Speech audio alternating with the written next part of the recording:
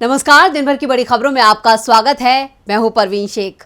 आज इस बुलेटिन में बात होगी राहुल गांधी के यूरोप दौरे से दबाव में आई मोदी सरकार के G20 को लेकर बारिश से बदहाल हुए भारत मंडप की बात करेंगे। राजस्थान में प्रियंका गांधी की हुंकार की, तेलंगाना में कांग्रेस की रैली से परेशान हुई केसीआर सरकार की, साथ ही जानेंगे कैसे वरुण गांधी ने बीजेपी की बढ़ाई मुश्किलें। और बुलेटिन के आखिर में बात करेंगे 2024 को लेकर इंडिया की रणनीति की। इसके साथ ही और भी कई बड़ी खबरों से आपको करवाएंगे रूबरू, लेकिन तमाम बड़ी खबरों से पहले एक नजर सुर्खियों पर। भ्रष्टाचार मामले में गिरफ्तार पूर्व सीएम चंद्रबाबू की दायर याचिका में कहा, सीबीसीआईडी ने उन्हें 7 घंटे तक अवैध रूप से हिरासत में रखा। अशोक गहलोत का पीएम मोदी पर निशाना, कहा गांधी परिवार से कोई भी 30 सालों से पीएम या सीएम नहीं बना, फिर क्यों गांधी परिवार से डरते हैं पीएम मोदी। महाराष्ट्र में मराठा आरक्षण की मांग हुई तेज, सकल मराठा मोर्चा ने 11 सितंबर को बुलाया ठाणे बंद। तमिलनाडु के सीएम एमके स्टालिन का बीजेपी पर तंज, कहा विपक्ष की ताकत को पहचान गई है बीजेपी, चुनाव के दौरान इंडिया बीजेपी को सत्ता से कर देगा बाहर, इंडिया इंडिया ही रहेगा। ये तो थी सुर्खियां और अब बात आज की सबसे बड़ी खबर की। राहुल गांधी यूरोप के दौरे पर हैं। बेल्जियम और पेरिस के बाद अब वो नॉर्वे पहुंच गए हैं। राहुल गांधी ने अब यूरोपीय यूनियन के लीडर्स, प्रवासी भारतीयों और छात्रों सहित तमाम लोगों से मुलाकात की है और लोगों के सवालों के जवाब दिए हैं। पेरिस से नॉर्वे जाने से पहले उन्होंने मीडिया के सवालों का जवाब देते हुए मोदी सरकार को फिर आड़े हाथों लिया है। तो क्या कहा है राहुल गांधी ने, देखते हैं ये रिपोर्ट। कांग्रेस नेता राहुल गांधी ने यूरोप दौरे के तीसरे दिन पेरिस की साइंसेस पो यूनिवर्सिटी में छात्रों को संबोधित किया।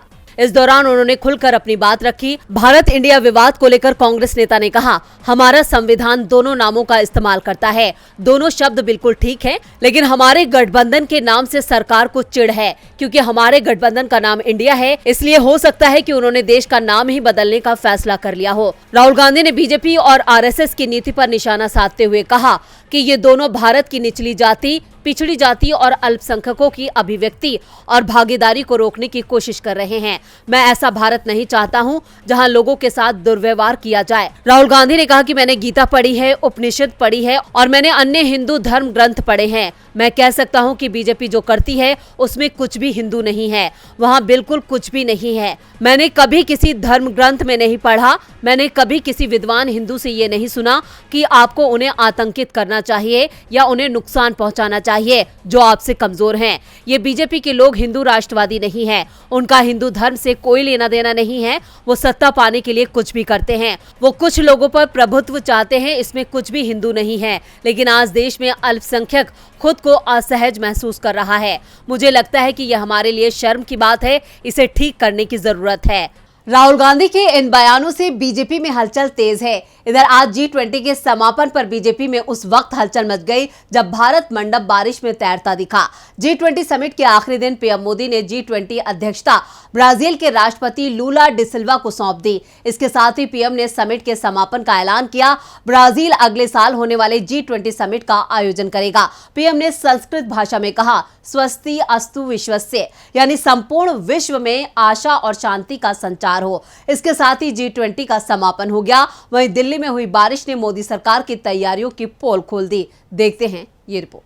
नई दिल्ली में हो रहे G20 शिखर सम्मेलन के दौरान जोरदार बारिश हुई है, जिसके चलते आयोजन स्थल पर मुश्किलें बढ़ गई हैं। G20 के सदस्यों की मेजबानी के लिए बनाए गए भारत मंडपम की तस्वीरें सोशल मीडिया पर खूब वायरल हो रही है, जिसमें चारों तरफ पानी ही पानी भरा हुआ नजर आ रहा है। इसे लेकर के कांग्रेस ने मोदी सरकार पर निशाना साधा है। पानी से भरे भारत मंडपम के वीडियो को सोशल मीडिया पर शेयर करते हुए भारतीय युवा कांग्रेस के अध्यक्ष बीवी श्रीनिवासन ने लिखा, करोड़ों रुपए की लागत से G20 के सदस्यों की मेजबानी के लिए बनाए गए भारत मंडपम की तस्वीरें विकास तैर रहा है।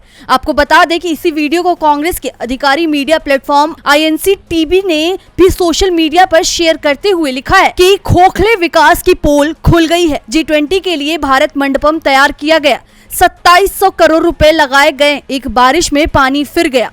वहीं आपको यह भी बता दें कि कांग्रेस नेता रणदीप सिंह सुरजेवाला ने भी इस वीडियो को सोशल मीडिया पर शेयर करते हुए लिखा है कि लगभग 30,000 करोड़ की लागत से बनाए गए भारत मंडपम में आज जरा सी बारिश में ही विकास तैरता हुआ दिखाई दिया। भगवान से प्रार्थना है कि आज दिन में यहाँ ज्यादा बारिश ना हो। #G20 समिट सही सलामत पूरा हो जाए।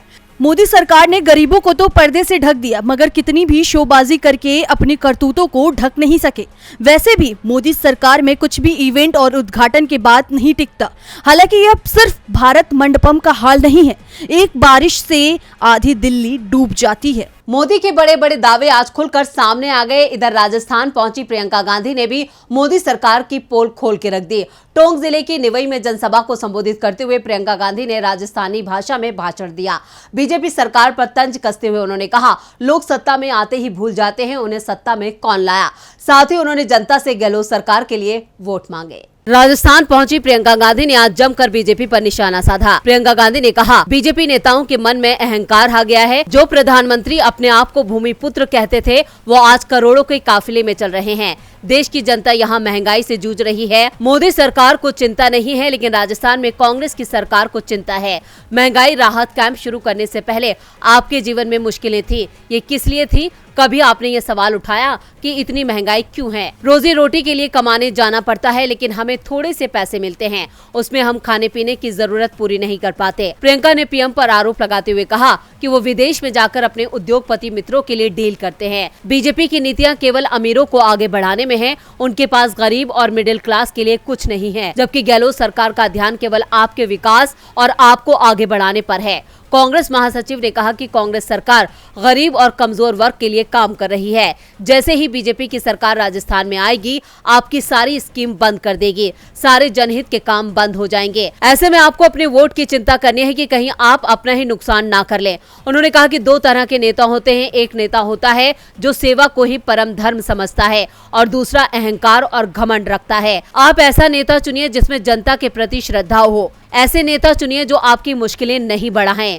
जो आपकी मुश्किलें कम करें। आप कांग्रेस की सरकार को फिर चुनिए। उम्मीद है आप चुनाव के वक्त ये बातें याद रखेंगे।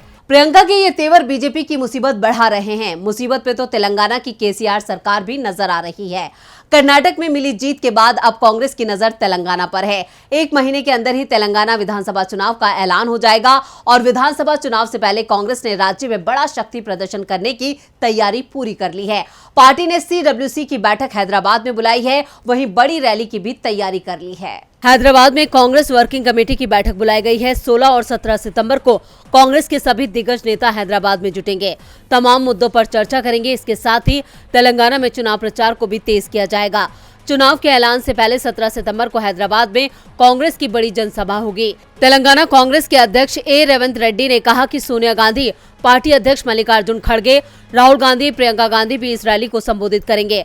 रैली में सोनिया गांधी राज्य के लिए 5 गारंटियों का ऐलान करेंगी। इससे पहले कांग्रेस ने राज्य के लिए किसान घोषणा पत्र, SC/ST घोषणा पत्र और युवा घोषणा पत्र जारी किया था, जिसमें तेलंगाना के मतदाताओं से किए वादे शामिल हैं। दरअसल पड़ोसी राज्य कर्नाटक में हुए विधानसभा चुनाव में कांग्रेस की घोषित 5 गारंटियों को पार्टी की सफलता में अहम माना जाता है और कांग्रेस उसी रणनीति के सहारे तेलंगाना जीतने पर काम कर रही है। वैसे 17 सितंबर का दिन तेलंगाना की राजनीति में बेहद खास है। इसी दिन 1948 में निजाम शासन के अधिकार में आने वाले हैदराबाद की पूर्ववर्ती रियासत का भारत संघ में विलय किया गया था। ऐसे में इसी दिन को कांग्रेस ने तेलंगाना में अपने चुनाव अभियान को तेज करने के लिए चुना है। तेलंगाना में कांग्रेस और BRS में जबरदस्त टक्कर देखी जा रही है, तो वहीं वरुण गांधी भी अपनी ही सरकार से टकराते नजर आ रहे हैं। इंडिया गठबंधन के आगे बीजेपी पस्त होती दिखाई दे रही है। यूपी की घोसी सीट पर हुए उपचुनाव में बीजेपी को जो हार मिली है, उसके बाद अब मोदी सरकार की उल्टी गिनती शुरू हो गई है, क्योंकि यूपी से ही बीजेपी को आखिरी उम्मीद है, जो टूटती हुई नजर आ रही है और अब बीजेपी के अपने भी उसे नसीहत दे रहे हैं।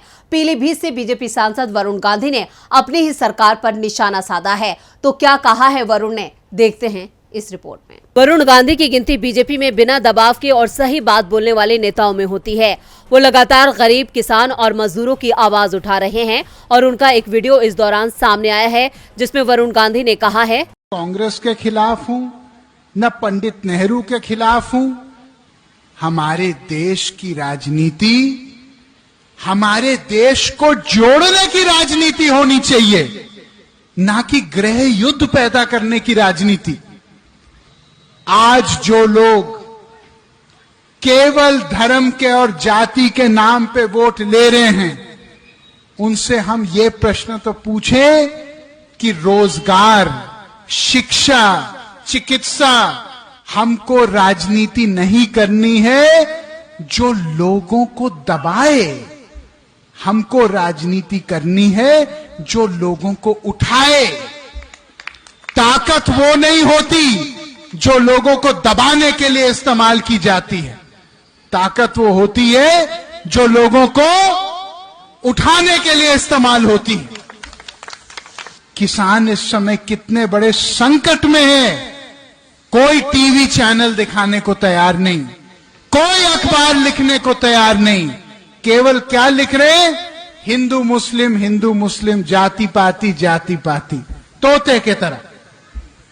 भाई को बांटो, भाई को काटो। ये राजनीति हम होने नहीं देंगे।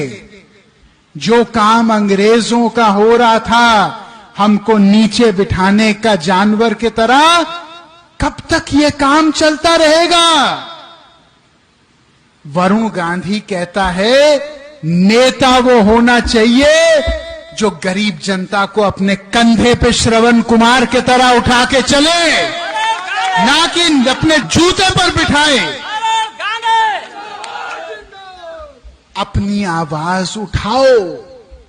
अगर वरुण गांधी के खिलाफ आवाज उठाना है, आपका स्वागत है, उठाओ, लेकिन आवाज को अपने मेरे भाई शांत मत होने दो। अगर मौन हो जाओगे तो ये भारत का लोकतंत्र मौन हो जाएगा। वरुण गांधी की ये तल्ख तेवर बीजेपी पर भारी पड़ सकते हैं। तल्ख तेवर तो आज उद्धव ठाकरे ने भी दिखाए हैं। महाराष्ट्र में सियासी घमासान अपने उफान पर है। बीजेपी और उद्धव ठाकरे आमने सामने हैं। राज्य के डिप्टी सीएम के औरंगजेब वाले बयान पर उद्धव ठाकरे ने ऐसा पलटवार किया कि फडणवीस की बोलती बंद हो गई। महाराष्ट्र के पूर्व सीएम उद्धव ठाकरे ने डिप्टी सीएम देवेंद्र फडणवीस पर उनके एक बयान को लेकर भड़ास निकाली है। शिवसेना यूबीटी प्रमुख ठाकरे ने आज जलगांव का दौरा किया, जहां उन्होंने एक सभा के दौरान कहा कि देवेंद्र फडणवीस ने मुझे औरंगजेब की औलाद बताया है, तो मैं ये पूछना चाहता हूं कि वो 2.5 साल तक मेरे साथ क्यों थे।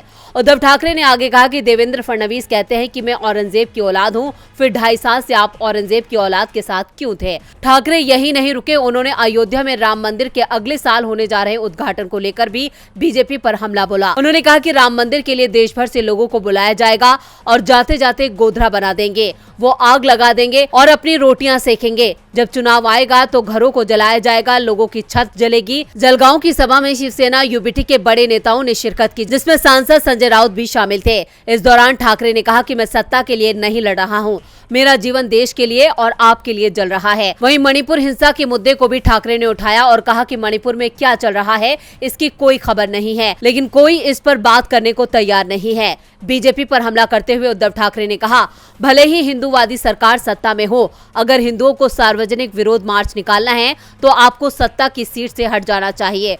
उन्होंने आगे कहा कि ठाकरे अकेले नहीं हैं, उनके साथ हिंदू हृदय सम्राट बाला साहेब ठाकरे के शिवसैनिक का उत्तराधिकारी भी है, वो मेरे साथ है।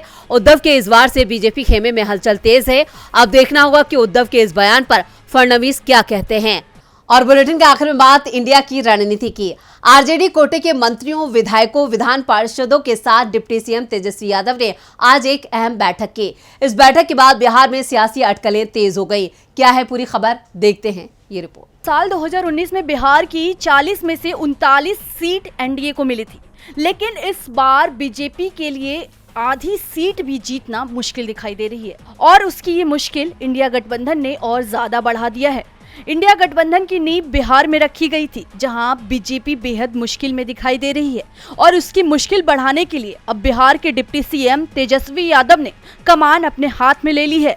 उन्होंने पार्टी के विधानसभा और विधान परिषद सदस्यों की अचानक बैठक बुला ली, जिसमें आरजेडी कोटे के सभी मंत्री शामिल हुए थे। बैठक में तेजस्वी यादव ने कहा कि महागठबंधन सरकार के वादे समय पर पूरा हो, इस पर फोकस करिए। जमीन पर सरकार की योजना कितनी सफल हो रही है, इस पर नजर बनाए रखें। तेजस्वी यादव ने आगे कहा कि राज्य सरकार की योजनाओं का लाभ हर जरूरतमंद तक पहुँचे, ये सबसे ज्यादा जरूरी है। साथ ही केंद्र सरकार की विफलताओं को भी जन जन तक पहुंचाना है। तेजस्वी यादव ने आगे कहा कि हमने वादा किया था कि सरकार बनने पर 10 लाख लोगों को सरकारी नौकरी देंगे और हमारी सरकार इस वादे को पूरे करने के करीब में पहुंच गई है, जबकि मोदी सरकार ने हर साल 2 करोड़ लोगों को नौकरी देने की बात की थी। लेकिन वो सरकार 9 साल में अपना वादा पूरा नहीं कर पाई। तो आज इस बुलेटिन में इतना ही। देखते रहिए DB लाइव। नमस्कार।